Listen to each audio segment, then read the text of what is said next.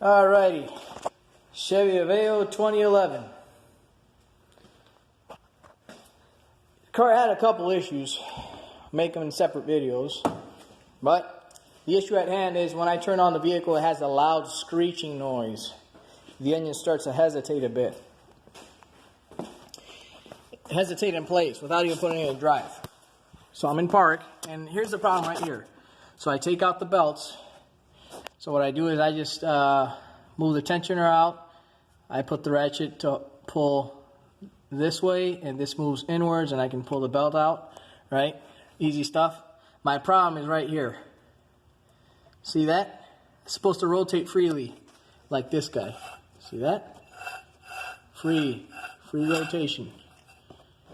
Same thing here. Same thing here. Same thing here. But what I have here is an absolute stuck alternator. It's really bad. So I'm going to proceed to remove it. I got one bolt here. There should be another bolt on the other side, I think. Or no, just one bolt on the bottom. And then I got one bolt all the way up here. And another one, I think, on the other side, if I'm not incorrect. I think I can see it from here. Or it's just two long bolts, whatever it is. Then you got the harness. There we go. So you just pull this little tab back right here. Just pull it back, pull the tab up, pull it back. It should come out easy. Can't demonstrate it how I do it because, again, I'm only one-handed. I mean, I got two hands, but I can't just play with this stuff one-handed most of the times. I could just pull this tab back and give you an illustration. So you just pull it back like my long nails. Ugly, huh? Dirty. But yeah. Pull it back, push it back, and there it is, out. So next step would be taking out the bolts. I already took off the belt. Take out the bolts, pull it out, replace it.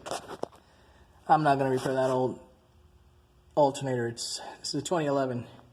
Now, other issues that I might encounter later on while I'm driving the car is going to hear some rattling noises, like maybe right here.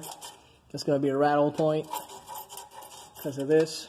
Maybe I might tack weld it, maybe, just to leave it in place. I might, maybe not. Let's see what happens.